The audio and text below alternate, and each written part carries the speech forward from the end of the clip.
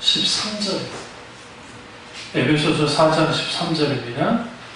우리가 다 하나님의 아들을 믿는 것과 아는 일에 하나가 되어 온전한 사람을 이루어 그리스도의 장성한 분량에 충만한 데까지 이르리니 14절까지 오겠습니다. 이는 우리가 이제부터 어린아이가 되지 아니하여 사람의 속임수와 간사한 유혹에 빠져 온갖 교훈의 풍조에 밀려 요동하지 않게 하려 함이라. 아멘. 말씀 제목은 영혼의 변화입니다. 말씀 제목은 영혼의 변화입니다. 오늘날 우리가 한국 교회뿐만 아니라 우리 예수님을 믿고 그리스도인이 된 사람들의 가장 큰 숙제가 뭐냐면 영적으로 변화되어서 영적으로 성장하지 못하는 겁니다. 그러니까 목회하시면서, 목회하면 저도 마찬가지고 많은 목사님들이 목회를 하면서 목회 회의를 느낄 때가 언제냐면 이 정도면 저 집사님이, 이 정도면 저 권사님이, 이 정도면 저 장로님이 참 변화되실 것 같은데 변화되지 않고 영적으로 성장하지 못하는 겁니다. 오늘 오전에 제가 이제 메시지를 두 개를 준비하고 올라왔는데요. 다 이제 말씀하고 하나는 영적인 그리스도인이 도대체 어떤 사람인가에 대한 부분을 다뤘고 또 하나는 병적인 영적 유아 상태에 대해서 이제 말씀을 다루고 왔습니다. 가능하면 이번 주에 설교를 할까, 다음 주 설교를 할까, 그걸 감동 오는 대로 할 텐데, 어쨌든 우리가 이러한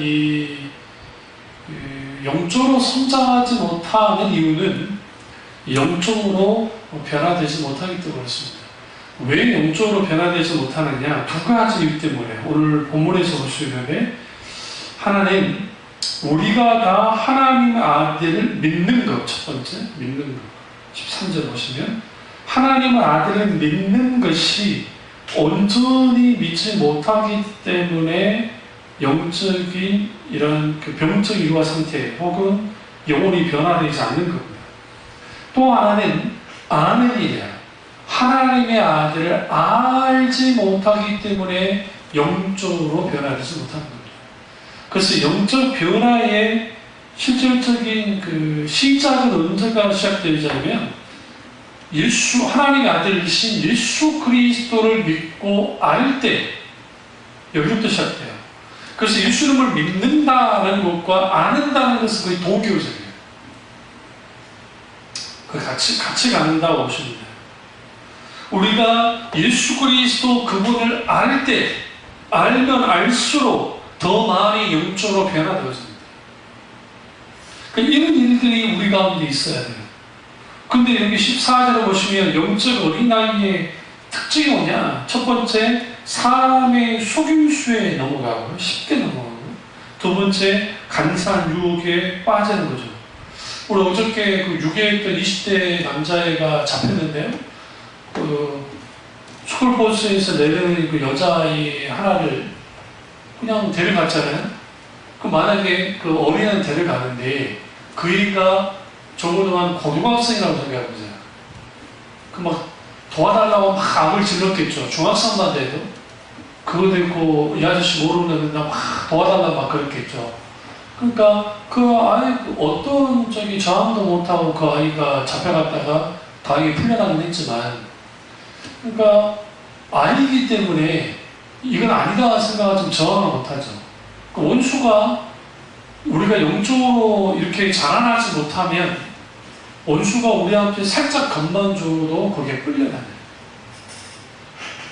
그러니까 소위 말하는 예언의 은사를 많이 받았다고 하는 사람들이 이 장난질하는 것 중에 하나는 뭐냐면 사람들이 가지고 있는 가장 근본적인 두려움을 건드려요.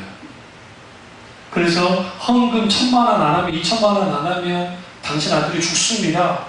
그럼 일반적으로 자기 자식이 아무 일도 없던 사람들은 그거 놓고 그냥 코방귀 껴요. 웃기는 소리 하고 있네. 기분 나쁠 뿐이지. 근데 큰아들은 만약에 죽었다고 합시다. 만약에 병으로든 뭐든 사고로든. 근데 둘째 아들이 죽는다고 하면 그게 마음이 확 흔들립니다. 이게 무당들이 잘하는 짓이고 나쁜 무당들이. 그리고 아주 정말 하나님을 망령되게 일컬어지는 소위 은사주의자들 중에 뭐 다 그렇진 않겠지만 일부긴 해도 그런 사람들, 그런 짓들을 하는 거죠. 그럼 거기에 속임수에 넘어가는 거예요. 그뿐만 아니라 강산 유혹에 빠져요. 유혹이 잘 빠져요. 쉽게 빠집니다. 왜 강산 유혹에 빠지냐면 영적으로 변화되어지면 성장하는데 변화되지 않았으니까 성장하지 않죠. 그러니까 어떤 유혹이 있어, 그 유혹이 쉽게 넘어가요. 쉽게. 이게 변화되지 않는 사람의 가장 큰 특징입니다. 그래서 곧 있으면 또 7월달에 7월달에 이제 시청 앞에서 이제 곧 있으면 또 동성애자들 축제를 한다고, 큐어 축제를 하는 거. 거기에 우리나라 17개 되는 대사관들이, 외국 대사관들이 같이 거기에 스폰서 대주고 해줘요. 동성애 찬성하는 나라들이, 대사관들이. 그럼 거기에서 막 해요. 지금 가면 갈수록 숫자가 늘어나죠. 5만 명이 모였어요, 예전에. 그렇게 많이 안 보이면 더 모일지도 몰라요.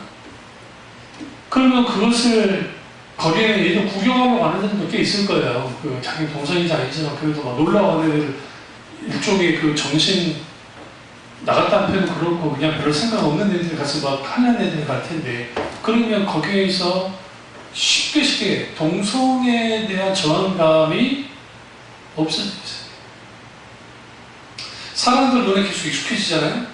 지금 대구 동성로에서도 큐어 축제를 하고, 그 다음에 그 서울시청이 큐어 축제를 합니다. 물론 그 건너편에 지금 그 대학원 앞에 이제 덕수궁 앞에서는 기독교 단체에서 그날에 같이 반대 집회를 하지만, 그러니까 그런 것들을 왜 그러냐면, 여기서 표현이 뭐였어요? 간사한 유혹이에요. 그냥 유혹이 아니고. 그러니까 그럴듯해요. 인권, 그것은 자연스러운 것이다. 동성애는 자유로운 것이다. 그러니까 해도 된다. 근데 그렇지 않아요.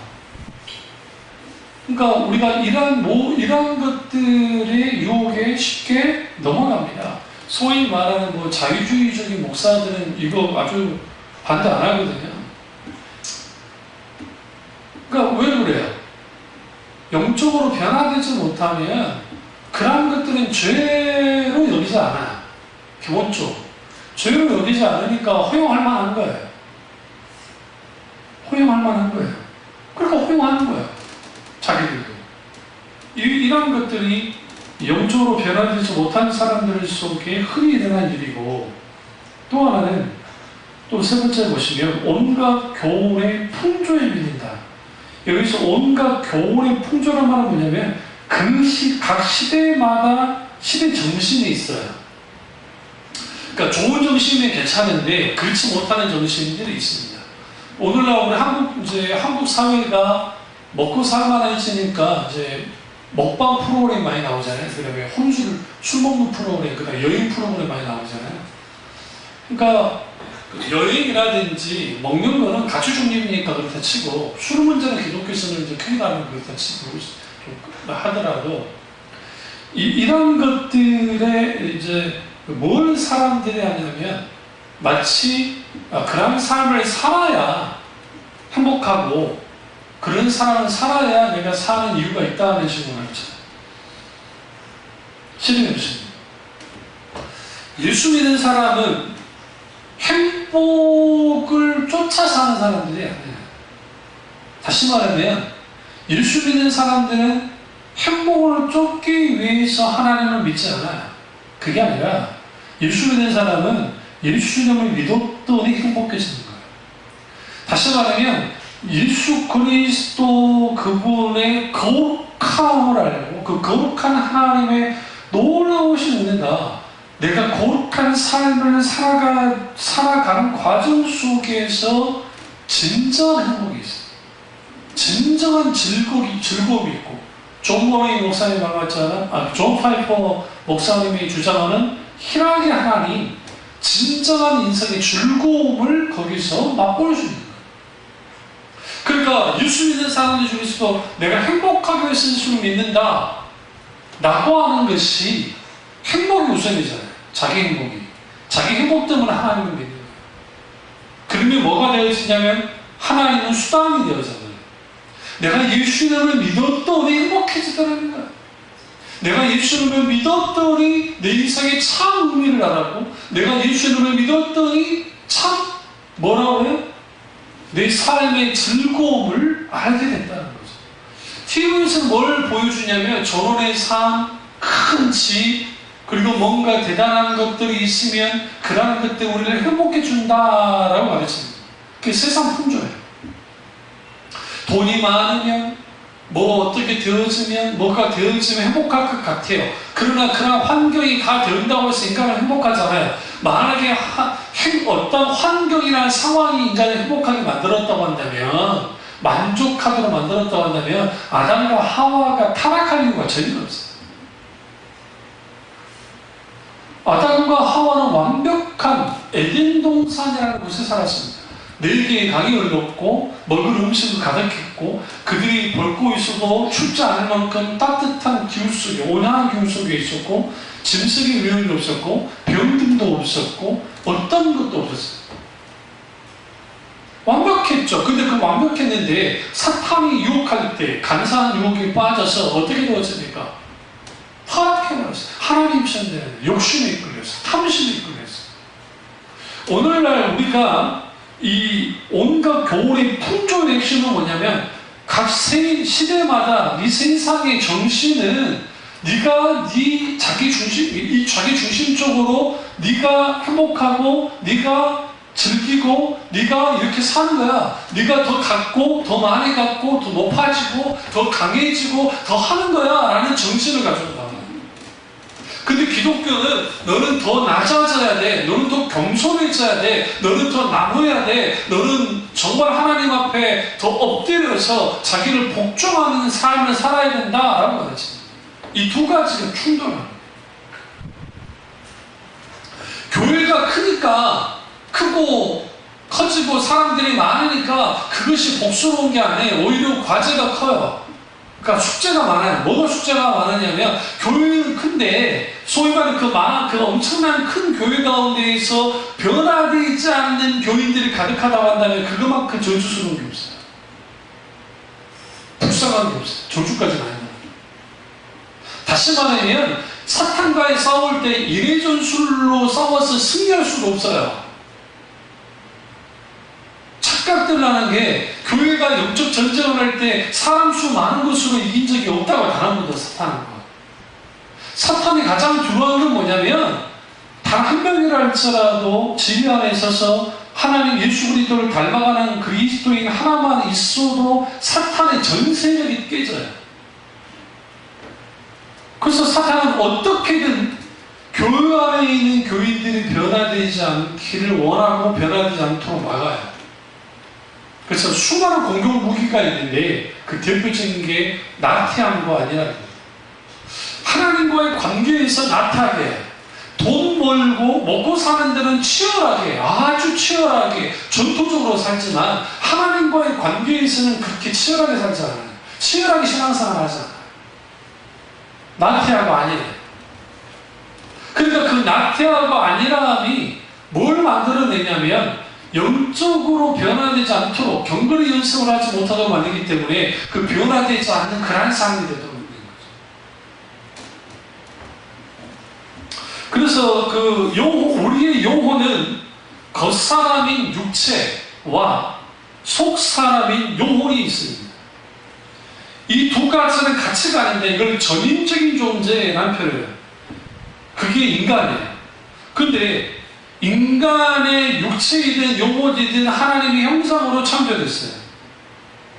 근데 우리가 살아갈 동안에는 육신과 그리고 영혼이 분리되잖아요. 만약에 영혼과 육신이 분리되면 죽는 거니까, 죽어 있는 거니까 영혼과 육체가 서로 영향을 줍니다. 그래서 우리가 그 일반 삶을 살면서 육체적으로 거의 게으른 사람이 영적으로 절대로 부진할 수 없어요. 분명히 말씀드리지만. 그러니까 집안이 막 돼지막 같고 엉망인 사람이 하나님을 찾고 하나님께 막 경건을 가운데 그게 가는 사람이 거의 불가능하다는 거예요. 만약에 있다고 한다면 그것은 가식이고 외식이에요. 교회 와서는 막 달달달 막 기도하고 열심히 하는데 지금 아주 막 대지막으로 막 늘려오는 사람들 문제가 있죠.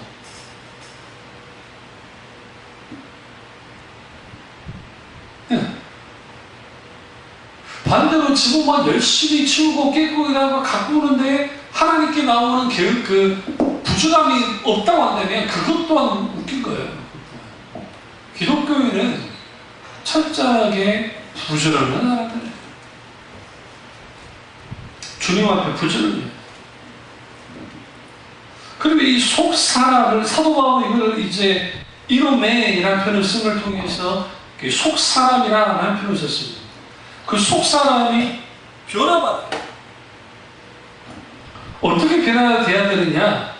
예수 그리스도의 십자가와 성령의 조명을 통해서 우리는 말씀을 깨닫고 진리를 깨닫고 구속의 은혜 가운데 있음을 통해서는 변화돼요. 속 사람.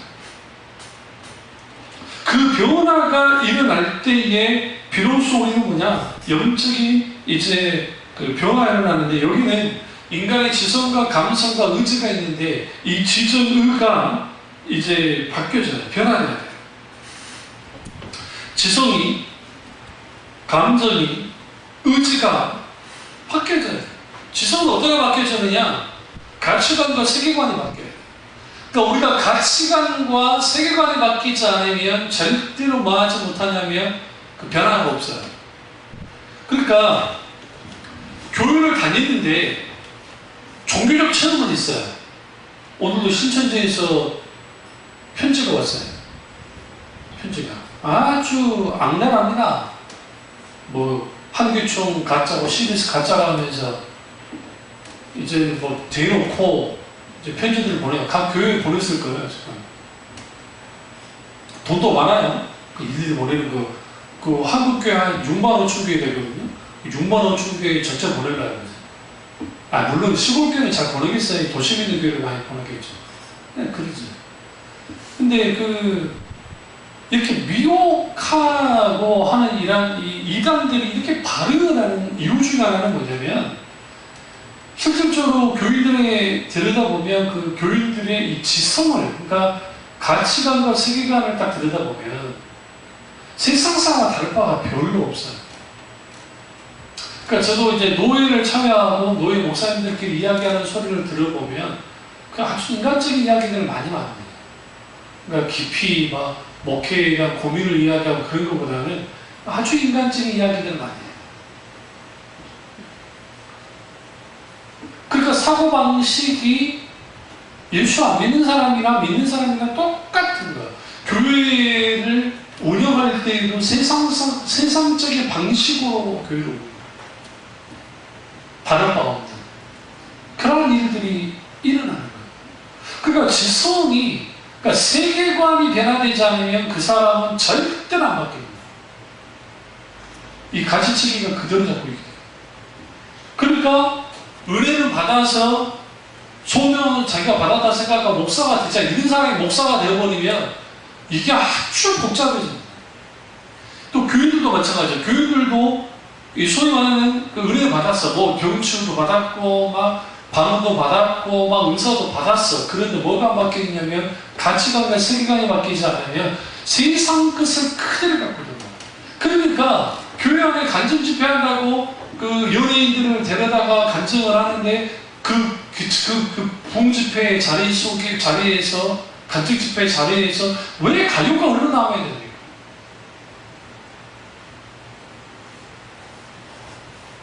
과거에 있을 수 없는 일들이 거의 비교에 가까운 일들이 벌어집니다. 네? 우리나라의 그 동비천덕의 그 어마어마하게 큰 교회에서 그 도깨비 OST를 부른다는 게 말이 됩니까? 그게 교회 내에서. 그러면 그게 그 교회도 뭐 관상기도가 어찌고 막 영적인 거 막 강조하는 교회예요. 담임목사님 소천하셨지만, 그러니까 카톨릭 영성을 가장 많이 받아들이는 것이 한국이잖아요. 그리고 백투더 예루살렘이라고 해서 소위 말하는 그 지금 예루살렘 그 아주 좀 우려되어서는 그 운동에 참여한단 말이에요. 참 우려스럽습니다. 그러니까 그런 것이 그러면 그 내부에 있는 교인들이 다 그렇지는 않겠지만 상당수 가치관이 그렇게 되어지고 그 교회에서 그 교회 부목사가 나와서 연예인들을 중심으로 한 교회에서 수천 명 모이는 교회를 만들어 놨는데 거기에 속한 교인 그 연예인들의 그 대화라든지 그 막 그런 말들이 그런 걸 보면 그 가치관이 기독교 정신이 묻어있는지 안 묻어있는지는 잘 모를 만큼 그래요. 물론 내가 그들과 개인적인 경험 이제 교류를 안 해봤으니까 잘 모르겠습니다만 그러니까 그런 일들이 그렇게 파손되잖아. 뭐가 바뀌면 가치관이 바뀌지 않아요. 세계관이 바뀌지 않아요. 여러분 정말 예수를 믿게 되잖아요. 정말 가치관이 바뀌잖아요. 그러면 그 나이트클럽이나 그 술집에 그런 데 가가지고 행사 못 돼요. 진짜 내가 바뀌어져 버립니다. 못 뛴다니까요. 일반 막 놀이장이나 그런데 그런데 어찌 갈 수 있을지 모르지만 그 술집은 세상 문화의 꽃 아닙니까? 안 그래요? 기독교 정신과의 정반대인 것 아닙니까?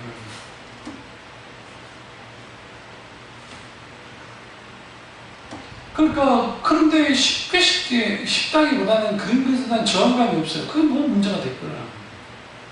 아무 문제 없다고 생각해요. 오늘날 기독교가 그 정도까지 내려줬어요.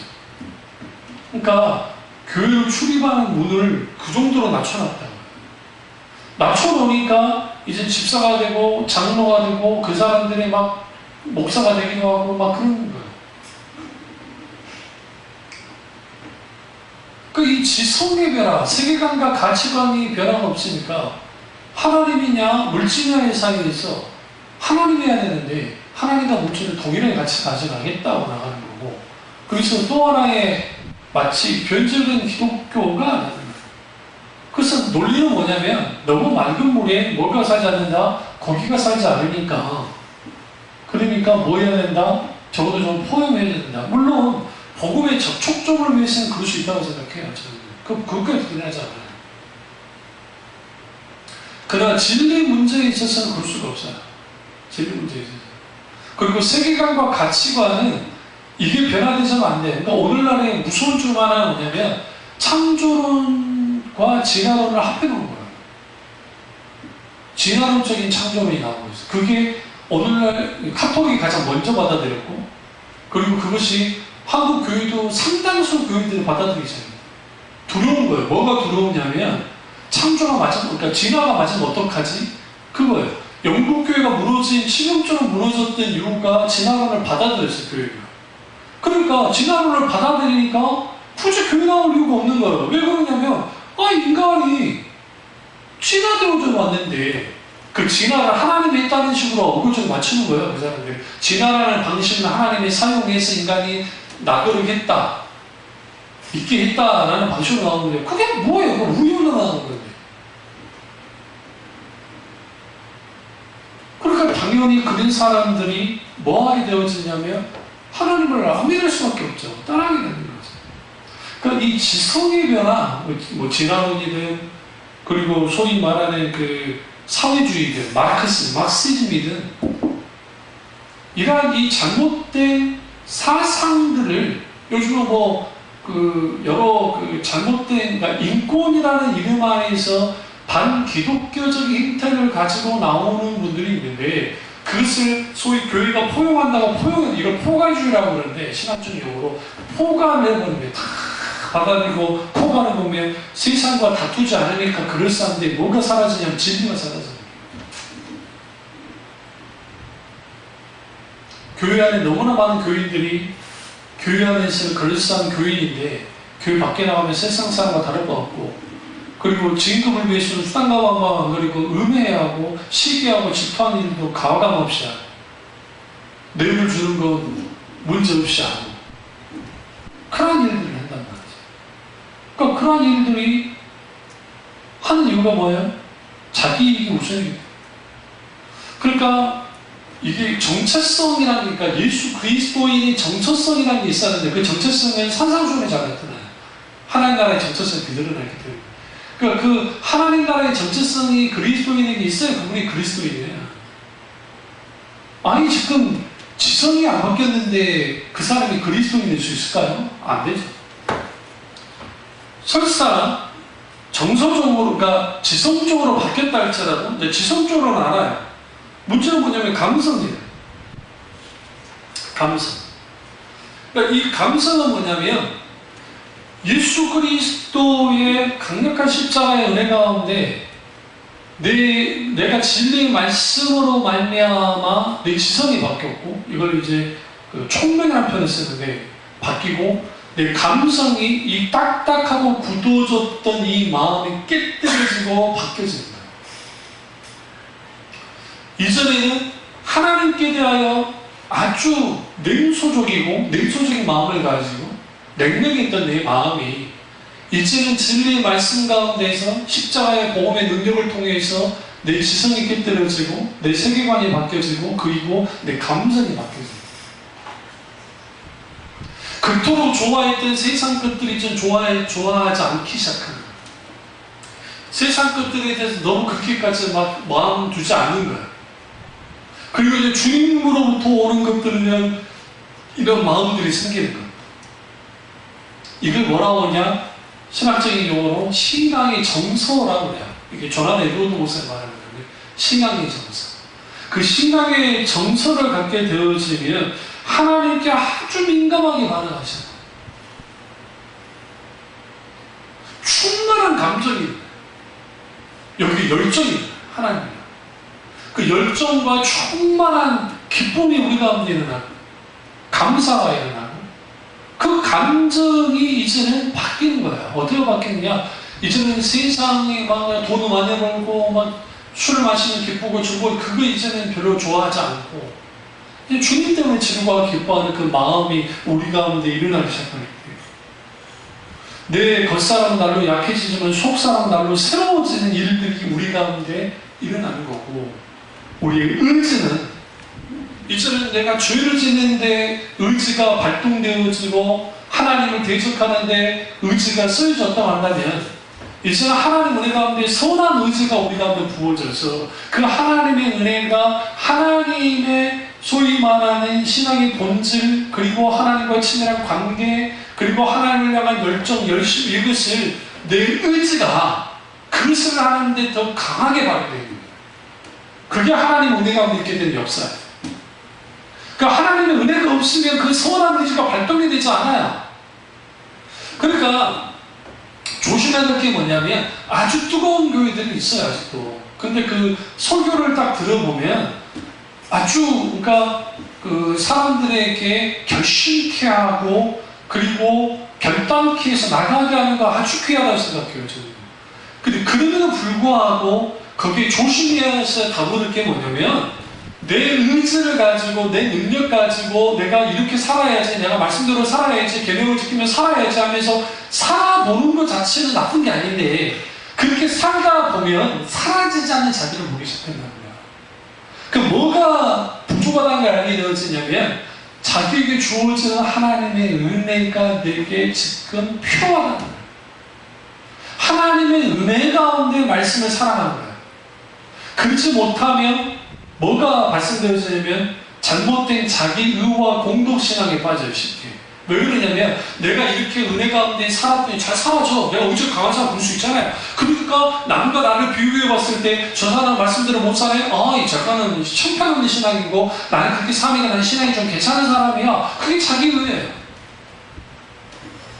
그게 율법주의 핵심이고, 율법주의 가장 핵심이 뭡니까? 자기 의를 통해서 하나님의 의를 이루려고 하는 것이고, 그리고 자기 노력과 자기 방법과 자기 힘을 통해서, 그리고 공덕에, 자기 공덕에 빠져 있는 거예요. 나는 이런 능력의 사람이다. 그거 교만해 줄 수밖에 없는 거예요.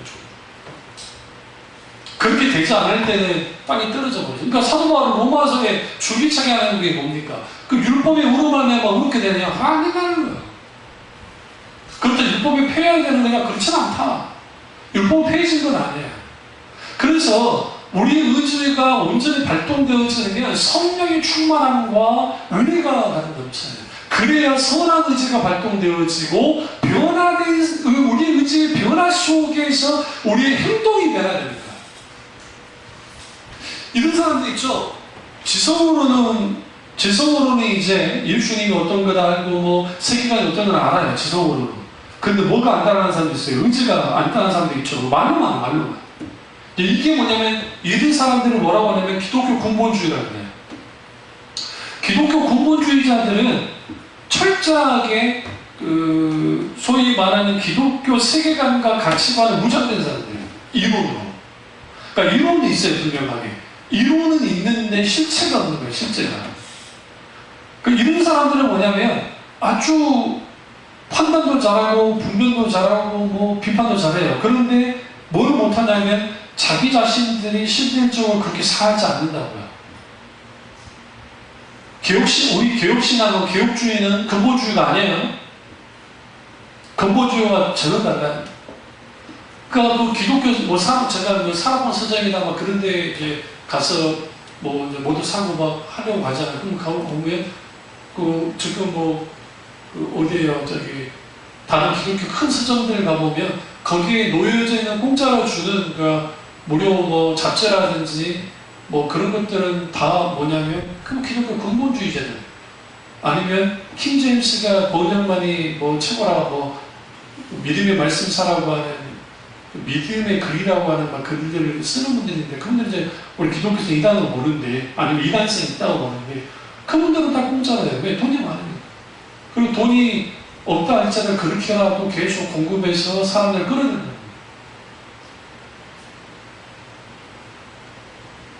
이게 한쪽이 전부가 다른 거예요. 우리 의지가 같이 나가야 돼요. 한국교회는 오늘날 한국교회는 이제 가치관도 변화되지 않았지만 의지는 말할 것도 없어요. 그러니까 이제 김수영 박사님이나 그 다음에 여기 수시대학교 기독교학 학장이셨던 김영환 교수님이나 그분들이 이제는 강조하는 게 뭐냐면 이제는 그러니까 행함이 반드시 가야 된다는 거죠. 물론 그분들도 이제 조심스럽게 말은 해요. 그러니까 그러나 분명한 것은 내가 말로만 내가 하나님 믿는다고 해서 행함을 안 한다고 그게 진작이 아니고 가짜지. 이게 이제 반대급부로 나오는 거예요. 그것에 대해서 고신대학교 교수님 한 분이 이제 공개 지휘 서한을 내서 같이 강좌하는 걸 제가 동영상을 들은 적이 있는데 양쪽이 다 이해가 되는 거예요. 왜 양쪽이 이해가 되냐면 김수영 박사님은 그거예요. 결국은 내가 치유됐고 의롭게 받고 구원을 받았다고 하는데 그 사람들이 자기 마음대로 그걸 구원파와 다른 파와 구원론을 사는 게 모르냐는 거예요. 결국은 치유된 성화이든 거기에 분명하게 뭐가 따라나오냐 진짜 치유가 됐으면 내가 암이 나가야 된다는 거예요. 그것에 대해서 이제 우려를 표하는 분도 꽤 있어요. 저도 좀 우려가 되긴 하지만 근데 그러한 신학적인 발전가 나오게 된 배경이 뭐냐면 그만큼 한국 교회가 이제는 진정한 치유가 뭔지도 잘 모르고 그리고 예수 믿으면 구원받았다고 하는 것을 믿음 안동주의에 빠져가지고 잘못된 식의 신앙관을 가져갔거든요. 너무 지나쳤죠. 근데 이게 우리나라만 그런 게 아니고 기독교 역사를 보시면 마틴 루터가 종교개혁을 했을 때에 공로주의 비판한 거예요. 잘못된 예배 예전, 신비주의를 비판하면서 그가 이제 예배갱신에서 나온 게 종교개혁이에요. 예배를 이제는 사제가 중간에 내려가지고 예배를 끄는 게 아니라 하나님과 인간이 정말 중보자신 예수를 통해서 같이 말씀 예전과 함께 예배가 드려지는 예배가 되는가. 그리고 우리가 구원받는 것은 행함으로가 아니라 믿음으로 말미암아 구원을 받는다는 것을 가지고 나왔어요. 근데 그렇다고 해서 그러면 마틴 루터 목사님이 행함을 부인했느냐? 그렇지는 않아요. 진짜 참 믿음을 갖고 있으면 행함은 나오게 돼 있다는 거예요. 칼빈도 마찬가지입니다. 진짜 믿음 있는 사람은 행함을 있게 된다. 왜? 그 사람은 그 열매로 뭐 한다 했어요? 그 사람을 한다 했잖아요. 그러니까 열매가 나와야죠. 열매가 나오면 행함이 있어야 되니까. 강조점 왜 믿음이 도느냐? 인간이 자기 의를 가지고 어떤 사람도 없기 때문에 전적인 타락으로 전적인 구원을 이루려면 하나님의 은혜만으로만 구원받을 수밖에 없기 때문에 그 은혜가 우리의 믿음을 갖게 하고 그 믿음을 구원받는다는 거죠. 그러나 불과 100년이 딱 거의 지났을 때에 종교개혁의 이런 모든 정신이 깨졌어요. 마침 그 시대에 그 시점에 무슨 사상이 나오기 시작했냐면 이제 자유주의, 그러니까 이성주의가 파묻히면서 하나님이 없다는 것들이 나오기 시작했다. 우리가 너무 잘 아는 괴테 작가이긴 하지만 그리고 뭐 니체, 이마누엘 칸트, 헤겔, 기타 등등 이러한 사람들이 뭐 야스퍼스, 더 후대로 가면 야스퍼스, 쇼펜하우어, 뭐 리퀘르, 뭐 기타 등등 사람들이 나와서 하나님이 없다라는 것들을 계속 증명하십니다. 근데 증명이 안 됐어요. 근데 이걸 다 불가지론이라는 표현을 쓰는데 하나님이 있다는 걸 증명을 못해요. 그런데 하나님이 없다는 것도 증명을 못해요. 불자는 이거예요. 그러니까 그 도킨스가 아마도 신은 없다. 그러니까 네 인생 즐기며 살아라 그러잖아요. 여기서 아마도가 있는 중에 maybe. 왜 그러냐면 신이 있다는 것도 증명을 못하겠고 그렇다고 신이 없다는 것도 증명을 못하겠다는 거예요. 그런데 이 사람들은 이거를 그럼 이 둘 다를 증명할 수 없으니까 결국은 그럼 없는 거 아니냐. 그러니까 각자가 하자 말로 책임져서 마음대로 살아라 라는 거예요. 그게 이제 무신론이에요. 그게 무신론. 근데 이러한 것들이 기독교 무신론이나 기독교 안에 무신론이 들어와 있는 게 기독교 무신론이라고 해요. 그러니까 그 문화적으로는 기독교인인데 삶을 들여다보니까 하나님의 살아계신 믿지는 않는 거예요. 말은 믿는다고 하는데 이걸 이제 그 기독교 무신론의 이면에는 뭐가 있냐면 이신론이라는 게 있는데 그 이신론이라는 게 뭐냐면 그 하나님이 그 창조하신 시스템을 다 만들어 놓고 그리고 하나님이 계시는 천국에 계시고 더 이상 이 세상에 간섭하지 않는 걸 이신론이라고 해요. 더 이상 하나님 역사하지 않는 거예요. 마치 그 괴종시기가 있는 우리 돌려내는 시기 있었잖아요. 하나님의 괴종시기 다 돌려놨어. 째깍째깍 이제 초침이 돌죠. 그러니까 이 세상 그렇게 만들어놔서 하나님이 더 이상 우리에 간섭하지 않는다는 거죠. 근데 그런 기독교 이신론이 이단에는 그 기독교 안에 많이 들어가 있어요. 근데 놀라운 것은 그게 자유주의자들은 뭐 부를 수는 있는데 그거 뭐 당연하니까 그 사람들. 그런데 소위 보수적인 기독교라고 하는 사람들 속에서 생각보다 많이 들어가 있어요. 이걸 끼러 나온 사람이 칼바르트예요. 칼바르트라는 분이 물론 이 사람은 이제 또 성경을 또 아주 자유주의자들과 똑같이 해서 문제가 되고 성경론에 문제가 있어서 그렇지 적어도 칼바르트가 자유주의자들과 싸우면서 이 신론을 다 깨뜨렸어요. 우리 교단은 칼바르트를 이제 자유주의자로 봅니다. 저 같은 경우에는 아주 문제가 큰 것도 사실은 그럼에도 불구하고 공헌도 있기 때문에 이제 그렇게 보는 건데 근데 불연한 것은 뭐냐면 내가 예수를 믿어요. 믿는데 의지가 발동이 돼야 돼요. 그러면 이제 그 사회 구원을 일컫는 분들은 의지를 발동을 많이 해요. 사상하나 부상해가지고. 그래서 선한 일들을 많이 해요. 근데 이제 거기에 뭐가 빠지냐면 예수님이 빠져버려요. 예수님. 그러니까 이분들은 이런 논리예요. 굳이 예수 말하지 않고 내가 떡을 주겠다는 거죠. 계속 떡을 주고 구제를 하는 거죠. 좋은 일 해주는 거예요. 좋은 일하고 좋은 일하고 좋은 일 해주는 거죠. 그러다가 사람들의 마음이 열리면 예수 믿을 거 아니냐. 그러면 그렇게 따지면 예수님이 공생의 사역을 하실 때 아주 가난했다 했잖아요, 사람들. 그래서 빈들에 모였을 때 사람들 몰려왔을 때 주님 떡부터 줘야죠. 떡부터 먹여야죠, 예수님. 근데 예수님 뭐 하셨어요? 말씀을 먹이시고 그 다음에 떡을 주셨어요. 그러니까 이게 달걀이 먼저냐 알이 먼저냐라는 식으로 말하는 분도 있어요. 논리가. 근데 그렇진 않아요. 왜 그러냐면 실질적으로 구제의 핵심, 짜제다까라고 하는 그 구제라는 것은 이 하나님의 국률과 연결이 돼요. 그래서 그 하나님의 국률인데 그 하나님의 국률의 마음이 하나님의 자녀들에게 부어져서 그 하나님의 자녀의 이 마음을 가지고 구제하는 거예요. 그렇다고 우리를 드러내진 않아요. 그러나 누구를 드러내야 돼요? 예수 그리스도를 드러내야 돼요.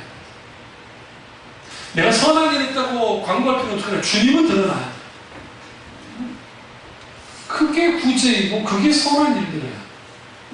선한 일. 그걸 주님 하기를 원하지. 그래서 우리가 의지만을 강조하면 소위 말하는 그 운동권 사람들에게 막 으쌰으쌰 하잖아요. 으쌰으쌰 하듯이 그런 식으로 해버리면 교회가 아주 거기에 막 공허한 메아리들이 막 커요. 부호는 커요. 그런데 실제로 거기 뭐가 빠지냐면 알맹이는 찐빵이 될 수 있어요. 안고는 누구예요? 예수님인데. 안고는 찐빵입니다. 그래서 지식과 감정과 의지가 변화되어야 돼요. 그래서 우리가 아셔야 되는 게 영적인 변화에서 가장 핵심은 그 예수님에 관해 아는 것도 아주 중요해요. 하나님에 대해서 아는 게 굉장히 중요해요. 관해서 아는 것도 중요하다는 거예요. 인격에서 하나님을 경험하여 아는 것은 더 중요하지만 하나님에 관해서 아는 게 중요하기 때문에 우리가 적어도 신학서적, 그러니까 우리는 착각하는 게 신학서적은 목사님들만 읽는다고 생각해요. 그건 큰 거잖아요. 건전한 신학서적을 표시로도 읽어야 돼요. 총교도들이 오늘날에 우리가 지금 이른바 MBB 정도, 신학 석사 정도 되는 글들을 표시로도 읽었어요. 그 시대에. 그럼 왜 읽었느냐?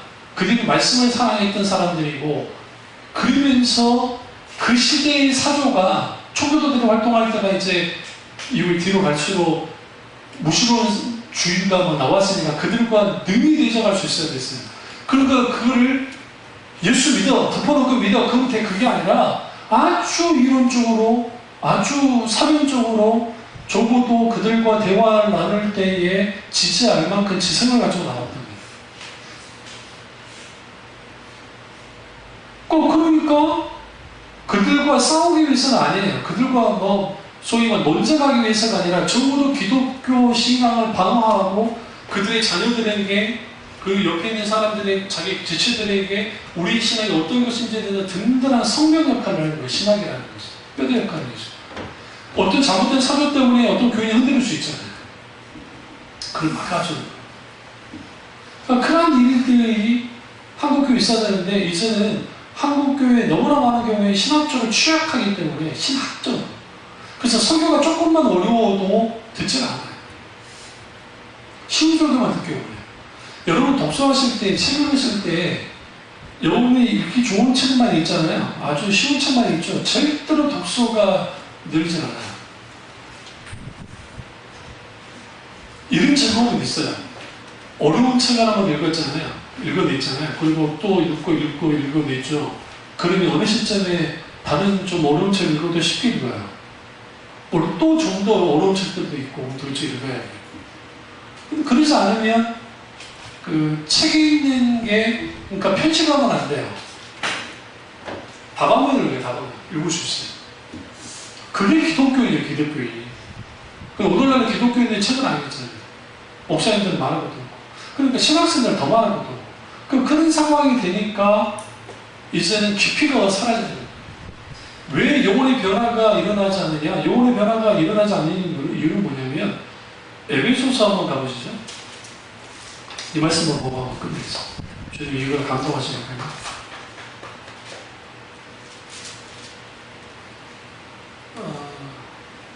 에베소서 에베소서가 아닌가요?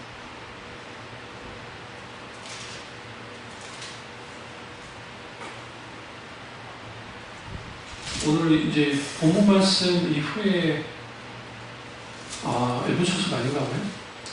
그 다음에 제가 찾아서 해드릴게요.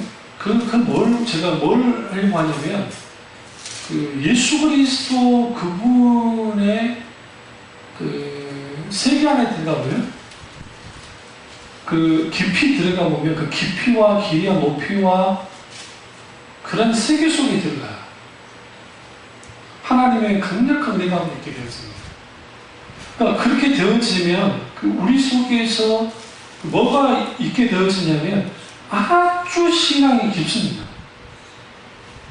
가볍지 않습니다. 그렇다고 세상에 대해 배타적인 게 아니에요. 세상에 있는 사조들, 잘못된 것들을 다 좋은 것들을 걸러내고 다 걸러내 정화작용을 하는 거예요. 그런 사람들이 하나하나 낄 때에 아주 건전해져요. 국가도 건전해지고, 가정도 건전해지고, 직장도 건전해지고, 아주 건전해집니다. 그러니까 그러한 하나님의 사람들이 돼야 돼요. 그게 영혼의 변화가 일어나는 사람들 속에 일어납니다. 그런 은혜가 저와 여러분께 주님을 축원합니다. 기도하겠습니다. 잠깐 기도하실 때 우리 말씀이